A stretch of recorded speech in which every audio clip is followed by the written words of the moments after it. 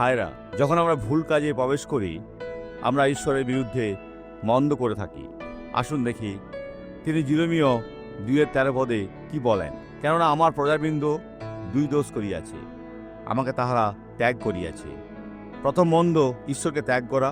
তারপর হলো ডক্টর সোয়াস, দ্বিতীয় মন্দ কোনটি? জীবন্ত জলের উনি যে আমি, আমাকে তাহারা ত্যাগ করিয়াছে।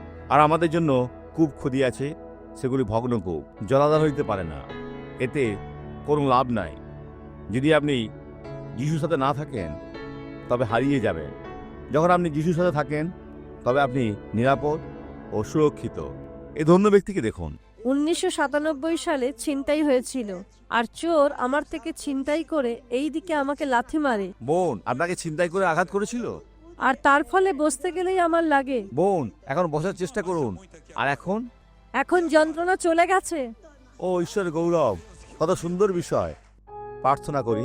পিতা, আমরা তাদের জন্য প্রার্থনা করি। ও প্রভু, যারা ভুলে গেছে, কারণ তারা তোমাকে ভুলে গেছে, ঈশ্বর যেন তারা ফিরে আসে। তাদের দিকে নিজের হাতকে বাড়াও। এই জীবনকে বিরক্ত করা সমস্ত মন্দকে ধমক দিই আর বলি, যিশুর নামে ছেড়ে দাও। ভাইরা আসুন, এগিয়ে চলি।